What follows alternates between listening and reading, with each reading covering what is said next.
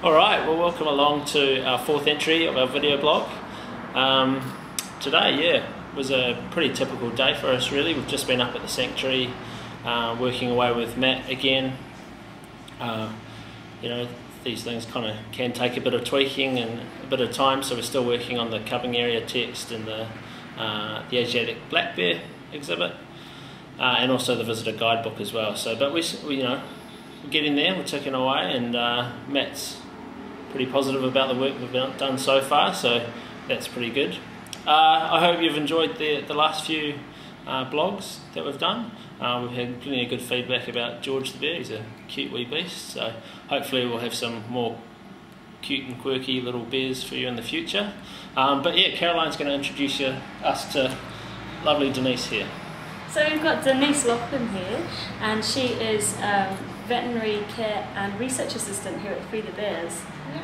So Denise, you've got a bit of an accent. Whereabouts are you from? I do. I'm originally from Glasgow, but have lost the accent a little bit, and I think a few people would argue with that, but originally from Glasgow, travelled a little bit, so have found my way to Cambodia. And you are a long way from home. What made you come over to Cambodia? I had just reached a point in my career where I really wanted to get involved with a worthwhile project, and had a particular interest in bears, as I'd heard a lot about the welfare issues they were facing in Asia, and wanted to get involved. So had a look on the internet, see what kind of people were out there doing the job out here, and came across Free the Bears and thought, like the look of these guys, let's come over and see if I can help.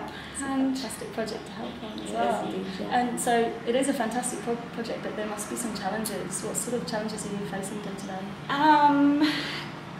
Obviously there's lots of challenges that the bears face as well as us, but we, for me personally, probably the biggest challenge is just adjusting to a completely different way of life and working, specifically from a veterinary background. Things back home are obviously very different, very structured, very organised. Coming out here, it's a very different world. You just have to adjust to things not necessarily always going to plan, and just having to learn to go with the flow and take each day as it comes. And you must never be able to know when the cubs, the bears are actually coming into the sanctuary. That must be quite challenging as well. Yep, definitely. Obviously, often we don't get very much warning that the rescues are taking place.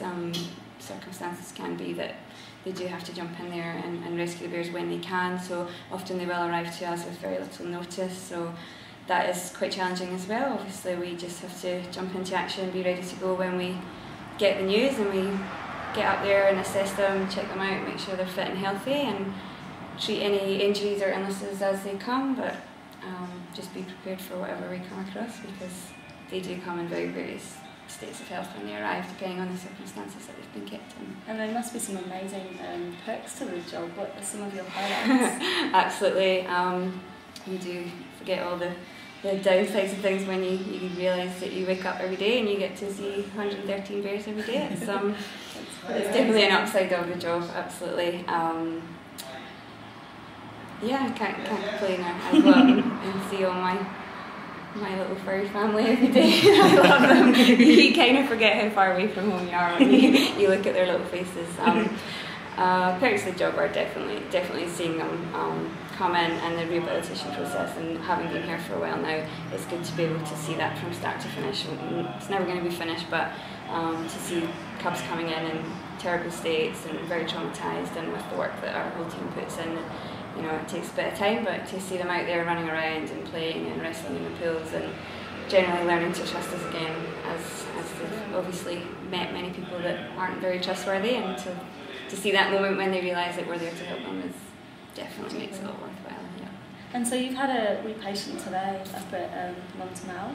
You had Cookie. Yes. So could you tell us a little bit about Cookie? Why was he? Cookie was rescued around about a month ago with her sister. They're both young female Asiatic black bears. Cookie and her sister Angel were confiscated, and generally, other than no real serious injuries, but generally very bad health, very poor nutrition, where they had been kept they were rescued from a wildlife trader who was keeping them, more than likely wanting to sell them on to the bear bio trade in Vietnam. Obviously the government rescue team jumped in at the right minute and were able to rescue them.